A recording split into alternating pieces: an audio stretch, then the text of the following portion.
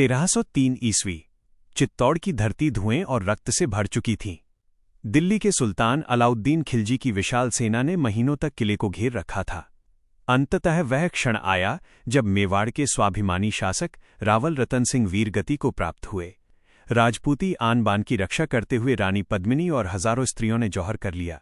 चित्तौड़ हार गया, लेकिन राजपूती आत्मा नहीं टूटी। खिलजी ने चित्तौड़ पर कब्जा कर उसका नाम बदलकर खिजराबाद रख दिया और अपने बेटे खिज्र खां को वहां का शासक बना दिया।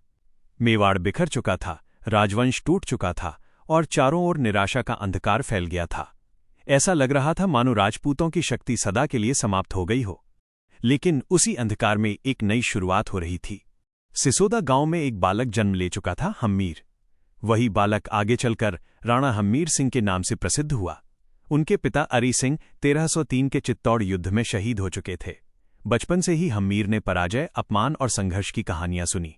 उनके हृदय में केवल एक ही संकल्प था, चित्तौड़ को वापस जीतना और मेवाड़ की प्रतिष्ठा को पुनः स्थापित करना।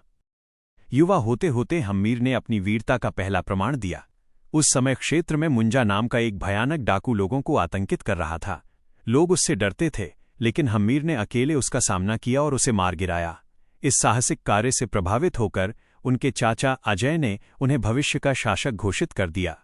यही वो क्षण था जब एक योद्धा का निर्माण शुरू हुआ। लेकिन हम्मीर ने जल्दबाजी नहीं की। उन्होंने सीधे युद्ध का रास्ता नहीं अपनाया। उन्होंने धैर्य रखा, शक्ति जुटाई और अपनी योजना बनाई। लगभग 25 वर्षों तक उन्होंने संघर्ष किया। उन्होंने भीलों को अपने साथ जोड़ा, छोटे छोटे किलों पर कब्जा किया, अपनी सेना तैयार की और छापामार युद्ध की कला सीखी। वे धीरे धीरे अपनी शक्ति को बढ़ाते रहे। फिर समय आया 1326 ईस्वी का। चित्तौड़ उस समय मालदेव चौहान के अधीन था, जो दिल्ली सल्तनत का सामंत था। मालदेव की मृत्यु के बाद स्थिति कमजोर हो गई। हम्मीर ने यही अवसर देखा और हमला कर दिया। भीलों की सहायता और अपनी रणनीति के बल पर उन्होंने चित्तौड़गढ़ को चारों ओर से घेर लिया और अंततः उसे जीत लिया। वर्षों बाद चित्तौड़ फिर से राजपूतों के हाथ में था। अब हम्मीर केवल एक योद्धा नहीं रहे, वे मेवाड़ के राणा बन चुके थे। उनके साथ ही सिसोदिया वंश की स्थापना हुई और मेवाड़ का पुनर्जन्म हुआ। लेकिन ये विजय अंतिम नहीं थी। दिल्ली के सुल्तान मोहम्मद बिन तुगलक इस हार को सहन नहीं कर सका। उसने एक विशाल सेना के साथ मेवाड़ पर आक्रमण किया। यह युद्ध सिंगोली के मैदान में हुआ। एक ओर तुगलक की विशाल सेना थी और दूसरी ओर राणा हम्मीर की सीमित लेकिन साहसी सेना। हम्मीर ने अपनी बुद्धिमत्ता का परिचय देते हुए सीधी लड़ाई के बजाय छापामार युद्ध की नीति अपनाई। उन्होंने पहाड़ियों, जंगलों और भीलों की सहायता से दुश्मन को चारों ओर से घेर लिया। रात के अंधेरे में हमले किए गए, आपूर्ति के रास्ते काट दिए गए और तुगलक की सेना धीरे धीरे कमजोर होती गई। अंततः वह क्षण भी आया जब तुगलक की सेना पूरी तरह टूट गई।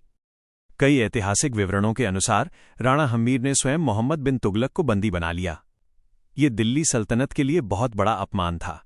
सुल्तान को मुक्त होने के लिए भारी धनराशि, कई क्षेत्र और मेवाड़ की स्वतंत्रता स्वीकार करनी पड़ी। इस विजय के बाद मेवाड़ एक बार फिर शक्तिशाली बन गया। राणा